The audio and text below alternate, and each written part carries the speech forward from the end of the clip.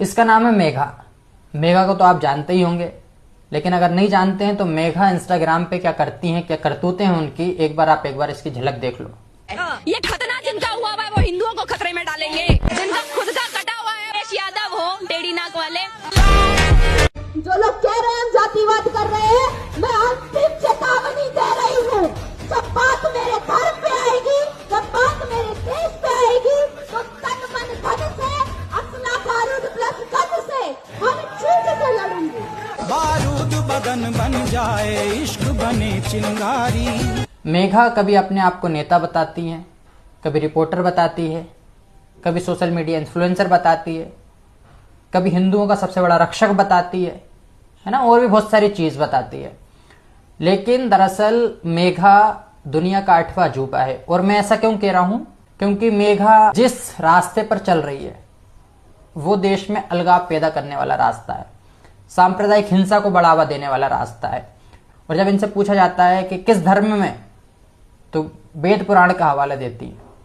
और जब वेद पुराण की बात होती है वेद में या पुराण में, तो कहती है मैंने ना वेद पढ़ा है, ना पुराण पढ़ा है, ना ही उपनिषद पढ़े हुए हैं। वेद में तो किस उपनिषद में, और पुराण में तो किस पुराण में? वेद पुराण मैंने पढ़े नहीं है। फिर मनुस्मृति का हवाला देती हुए समर्थन करती हैं।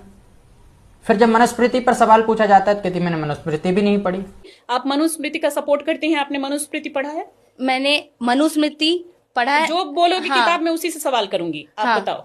मैंने मनुस्मृति भी नहीं पढ़ा है। तन मन धन से, असला बारूद और गन से मैं देश का समर्थन करती हूँ। बात मेरे देश धर्म की तो आप आएगी, उठा तन मन लेंगी। धन से, असला बारूद प्लस गन से, हर सब चीज उठा से लेंगी। लड़ूंगी जी। आप आतंकवादी बन जाएंगी। जो आर्टिकल 25 व्यक्ति को धार्मिक स्वतंत्रता प्रदान करता है और अपने धर्म का पालन करना और दूसरे के धर्म का सम्मान करना बताता है, उसका उल जलूल हवाला देने लगी, हर कुछ ही पर्सनल लॉ में चली गई।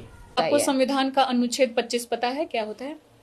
क्या है? जी, कि हिंदुओं के एक समुदाय को छोड़कर बाकी जितने भी पंथ हैं, 25B में भी यही लिखा हुआ है कि हिंदुओं, इसमें एक समुदाय को छोड़कर जितने बाकी सभी पंथ हैं, बौद्ध, जैन, ये सारे, इन सभी पे हिंदू लॉ लागू होगा। नहीं, धार्मिक स्वतंत्रता देता है। हल्ला गुल्ला करना जैसा कि छात्र नेता करते हैं।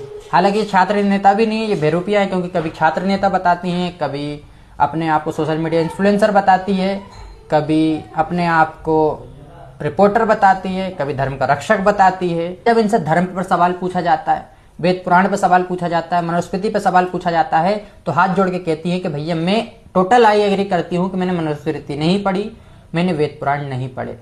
मेघा जाग जाओ।